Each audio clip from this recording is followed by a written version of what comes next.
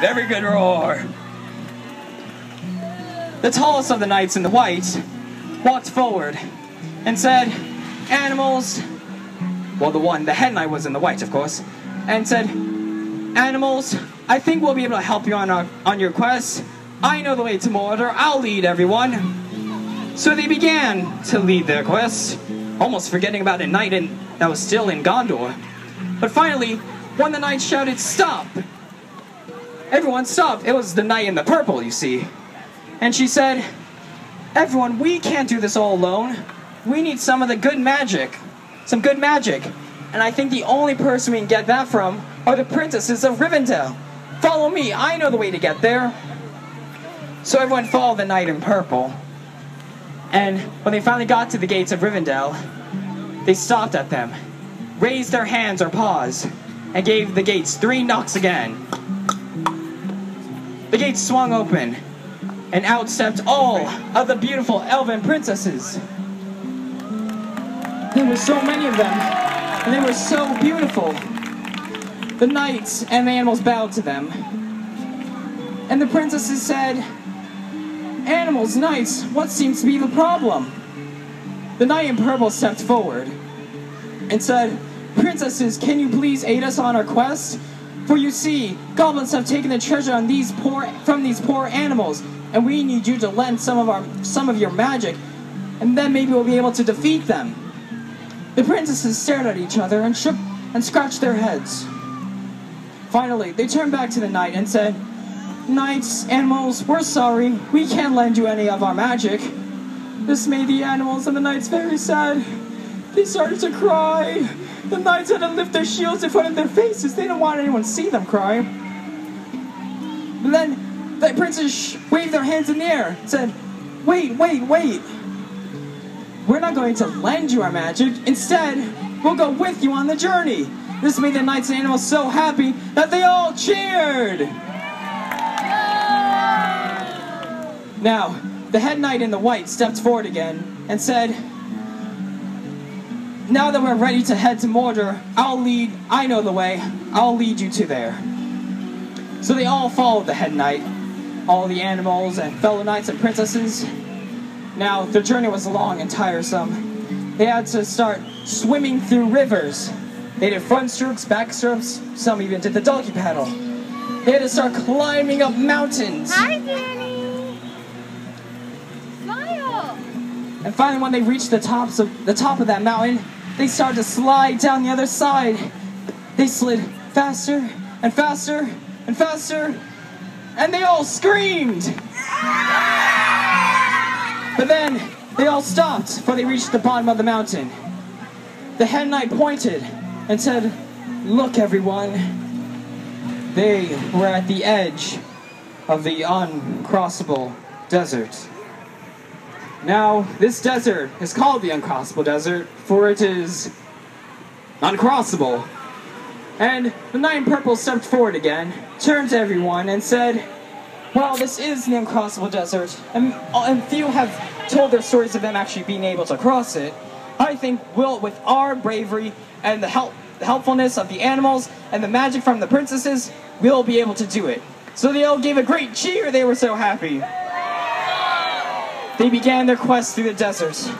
The first day, they held their heads up high and marched. They really thought they were going to cross the desert. But they noticed how the sun always stayed up at high noon. They started to wipe the sweat from the brows. They had to jump, hop up and down, for the sands was starting to burn their toes. Finally, they got so tired, they started dragging their feet. And finally, they all collapsed. They were so tired. But the animals turned to the princesses, while some of them were dying standing up, and said, "Princesses, could you help us use some of your good magic?" They helped the princesses up, and all the princesses stood up as well. They began to twirl their fingers in the air. A breeze swept over the desert. Clouds began to roll in. There was a flash of lightning and a rumble of thunder. And finally, down from the sky came rain. Rain fell down from the clouds and onto all those good people. They all jumped up and they cheered. Lord! They were finally revived! But then they noticed where they were.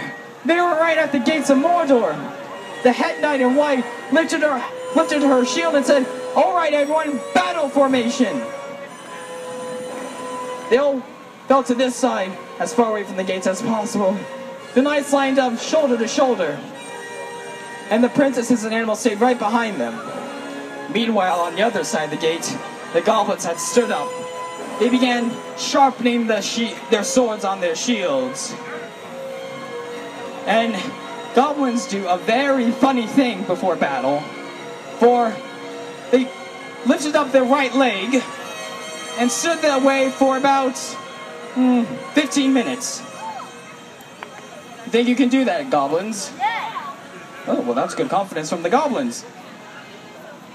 And finally, on the stroke of midnight, they put their right leg down, lifted their left leg, and took one step forward. Wait, hold on a sec. Boy, you see, it was still technically 11:59. Here we are. And they took a step forward. They took another step forward. And one more step forward. And a small step backwards. They didn't want to be too close to those knights. And they leaned forward at those knights. And the knights leaned forward at those goblins. And they stared at each other for one tense moment. Then the goblins started making funny faces at the knights. They started sticking out their tongues and wiggling their brows. And the knights did that back. But them being goblins, they definitely had the advantage. Finally, the head knight pulled out her sword and said, "Everyone, pull out your swords! Slow motion! Attack!" And thus began the slowest of all slow motion battles. At first, it seems as if the goblins are winning, for the knights were very, very tired from their trek across the desert. But then, the animals turned to the princesses saying, "Oh, princesses, princesses, can you help?" So the princesses started twirling their fingers at the knights, giving back their strength. And then the knights were pushing back the goblins. But the princesses were tired as well, and they ran out of magic. Finally, the goblins were winning again, and it seemed as if the battle would go on forever. But then everyone froze in the silliest positions. And then, down, riding on a cloud, came the unicorn. Unicorn waved her horn, looking into everyone's hearts, and said, "There is no need to fight, my friends. There is enough treasure for everyone. Lay your swords before me." So the goblins and the knights dropped their swords. And thus, the unicorn disappeared just as quickly as she had arrived. And then something strange happened. The knights started shaking hands with the goblins. And soon the princesses thought this was a great idea. They started shaking hands with the goblins as well. They were all, "Oh, hello, how do you do? I've never met a goblin before. Oh, I've never met a princess or a knight before." But then the knights waved their arms saying, "Hold on!